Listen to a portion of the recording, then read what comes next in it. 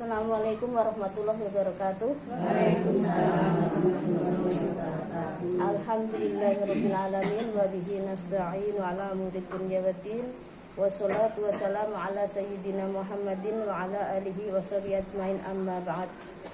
Ingkang tansah kawula hormati Ibu Warsono beserta keluarga, dan khususnya kepada Mbak Oktaviana Runtil Sekarsari yang sedang hamil, serta ibu-ibu jamaah qiraatil Al-Quran dalam rangka 7 bulanan yang saya hormati.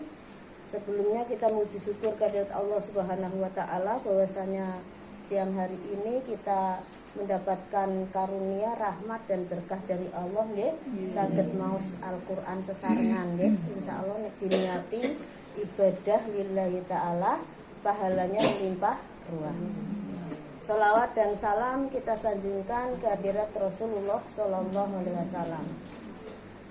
Sebelum kita mulai tadarus bersama atau membaca Al-Qur'an untuk janin yang sedang dikandung oleh Mbak Oktaviana maupun oleh ibu yang sedang hamil, nggih. Terlebih dahulu saya perlu jelaskan apa kepentingan kita seperti ini, untuk apa, terus kemudian mengapa harus ada seperti ini, ngoten nggih? Men jelas.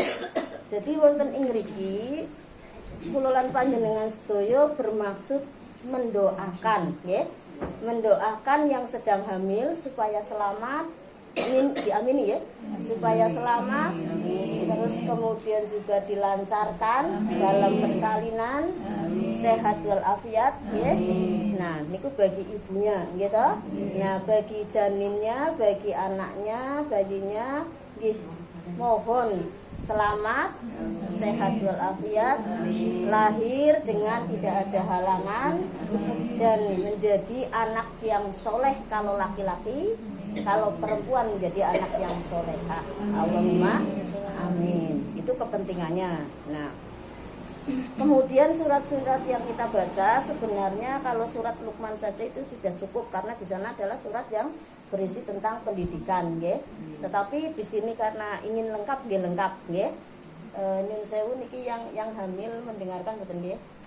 Kedaya mendengarkan, nggih mendengarkan nggih.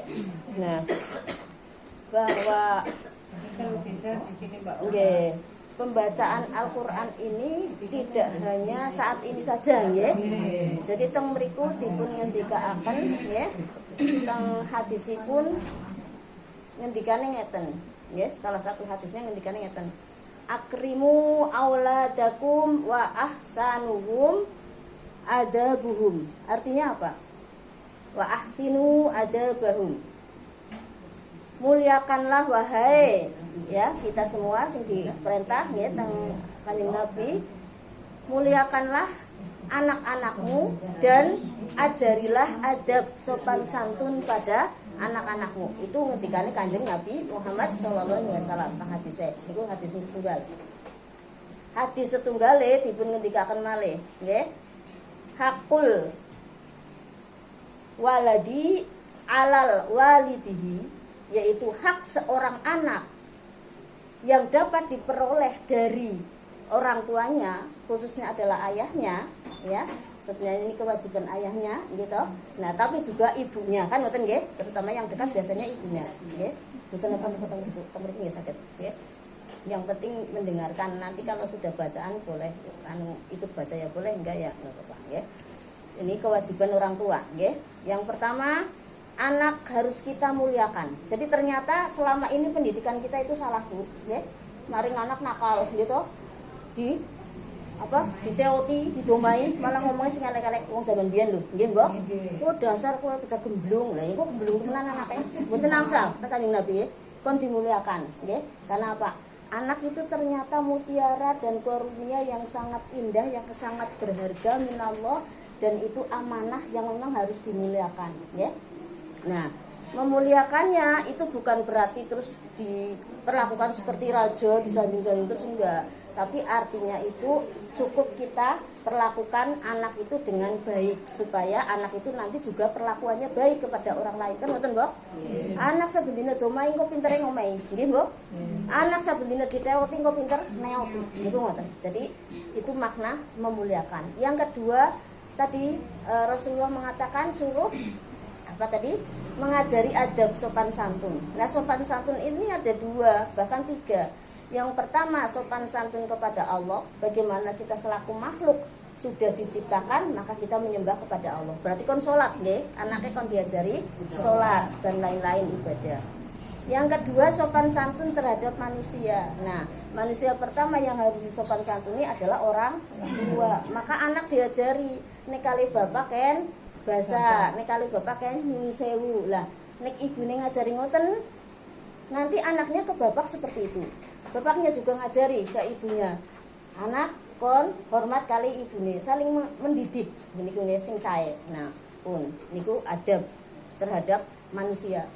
Ibunya, keluarganya semualah, semua manusia ya. Yang ketiga, adab terhadap makhluk lain. Ternyata terhadap hewan juga harus beradab. Kan ngeten nggih? Bocah cilik ana kinjung diputes ya, ndasek ngasih. Wah, naudzubillah. Itu menunjukkan jiwanya tidak sehat, Bu. Kalau yang jiwanya sehat tuh kasihan, gitu. Lah makanya diajari makani kucing ya, aja dibolong ber ora, tapi pus. Ditokaken. Nggih, niku akhlak terhadap hayawan, gitu. Pun. Terus yang hadis yang kedua.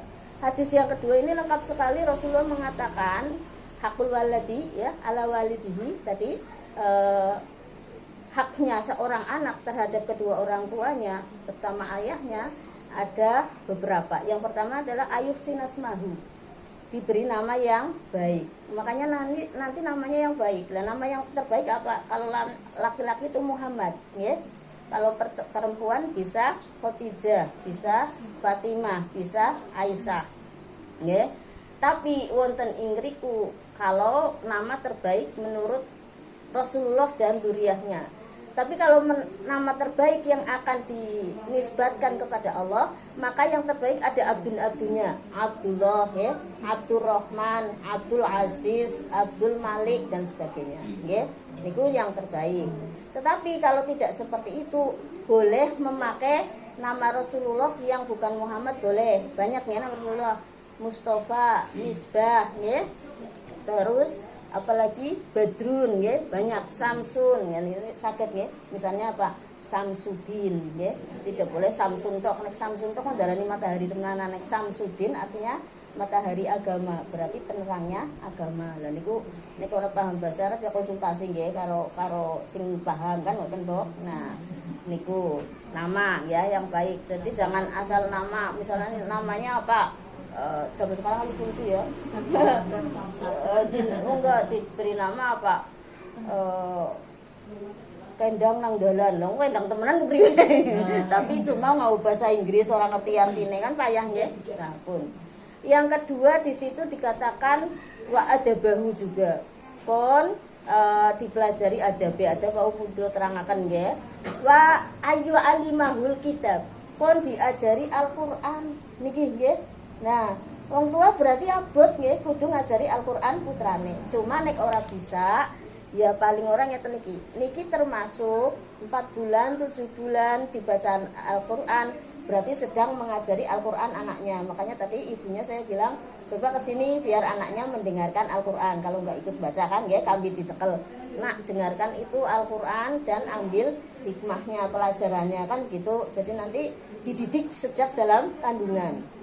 Nah, walaupun begitu, nanti membaca Al-Qur'annya tidak sekarang tok ya, ibunya, bapaknya ya sering-sering lah, minimal sehari semalam 1 kali, misalnya bar maghrib, nggih kok beret jam pinten, ini yang belum punya anak misalnya ya, terus bar isya saged nggih, atau bar subuh sak bere paling ora 1 kali dalam sehari semalam, itu ya, mengajarkan kitab yang bacaan. Lah, yang lebih luas lagi apa yang ngaji ya, sekarang di sini lebih mudah, TPQ-nya dekat ya toh, diperintahkan ngaji nang TPQ Baitur Rahmat kan ngaji Al-Qur'an nggih. Maka diteruskan lagi ke pondok pesantren, kuliah dan sebagainya nggih. Lah, sudah. Yang selanjutnya wasibaha.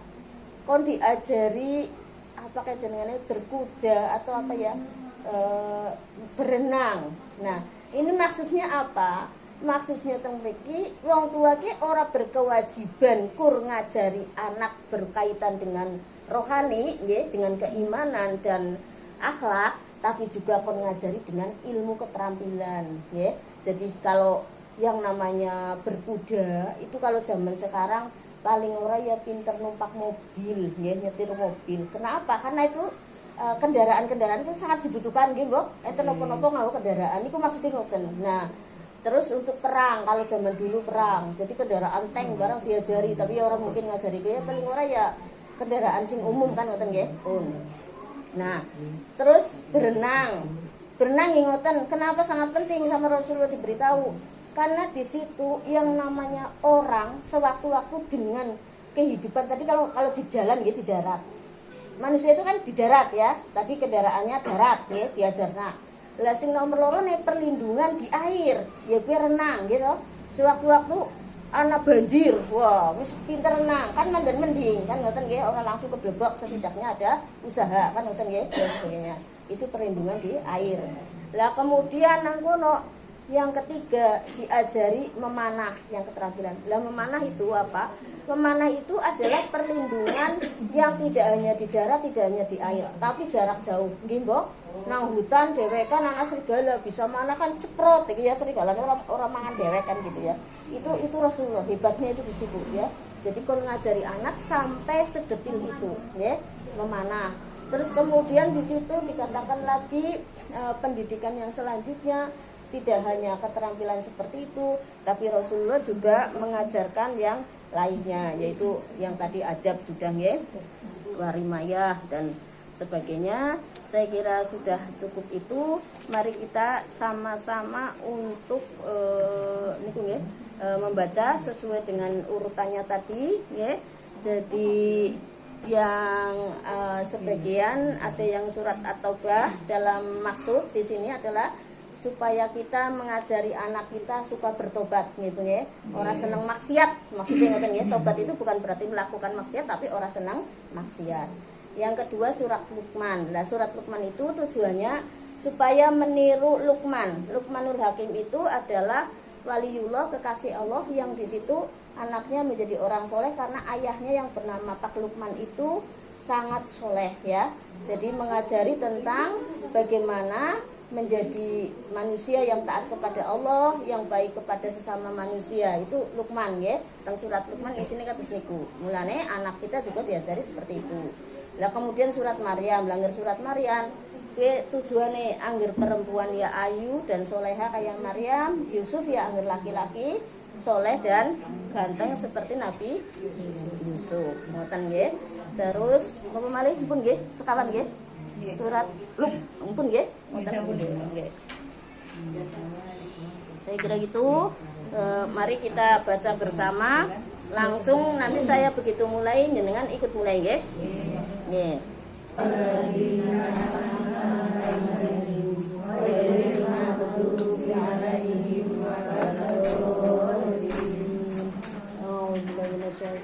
Bismillahirrahmanirrahim. Alhamdulillahirabbil alamin. Allahumma shalli ala sayyidina Muhammadin. Allahumma ighfir lana dhunubana wa li walidayna wa li ikhwanina sabaquna bil iman. Allahumma ighfir lana dhunubana wa li walidayna wa li man sabaquna bil iman. Rabbana hab lana min azwajina wa dhurriyyatina qurrata a'yunina waj'alna lil-muttaqina imama. Allahumma arinal haqqa haqqan warzuqna ittiba'ah wa arinal batila batila warzuqna ijtinabah. Allahumma ij'alna sabura waj'alna sabura waj'alna fi'ala sabira. Allahumma inna nas'aluka al-huda wat-tuqa wa akhlana. Allahumma inna nas'aluka al-ilman nafi'an wa 'amalan mutaqabbalan wa rizqan halalan kathiran thayyiban. Allahumma arzuqna at-taqwa wal istiqamata wa husnal khatimah. Allahumma Allahumma inna na'udzubika min ilmin la yanfa'u wa min qalbin la yas'a'u wa min du'ain la yasma'u wa min 'amalin la yurfa'u. Allahumma inna na'udzubika min 'adzabi jahannam wa min 'adzabil qabri wa min fitnatil masiihid dajjal. Allahumma janna wa jan auladana wa dzurriyyatana min ahlil ilmi wal ahlil khair wa la taj'alna wa iyyahu min ahli syarri wa ahli ghair. Rabbana atina fid dunya hasanah wa fil akhirati hasanah wa qina adzabannar. Rabbana rabbina yasadina yasudun wa salamun 'alal mursalin walhamdulillahi rabbil alamin. Wassalamualaikum warahmatullahi wabarakatuh. Waalaikumsalam.